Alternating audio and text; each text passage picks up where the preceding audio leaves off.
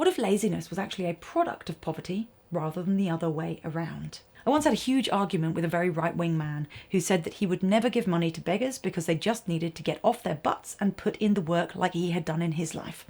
I was furious, but he simply couldn't see my perspective. And I wish I'd known what I was about to tell you so I could have thrown it in his face before dropping the metaphorical mic and walking out of the room. Sloth is listed as one of the 7 deadly sins. We're brought up to believe that laziness is a choice and one that we should never, ever make. If we think about it for a little bit though, we'll see that there are many good reasons for periods of inertia. For a start, there's our fundamental need for rest. Our bodies and brains need rest in order to work properly.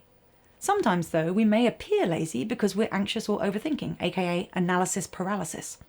In these instances, we'll find ourselves frozen in place by strong emotions, not a conscious decision to shirk responsibilities. Depression creates inertia too, of course, which is also out of our conscious control. But this is where we get to the juicy stuff. What if I told you that where we position ourselves on the social hierarchy has a hand in all of this? What we see as our comparative level of status corresponds directly with the dopamine receptors in the brain's reward network.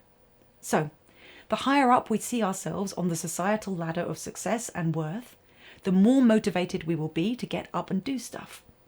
If we perceive ourselves as worthless, as poor, or inferior in some other way, then we'll find it much, much harder to rise up and out of our state of inertia. It's not just a case of gritting our teeth. Take dopamine away and we will be physically, neurologically incapable of motivating ourselves to try. This is what poverty and shame does to the brain.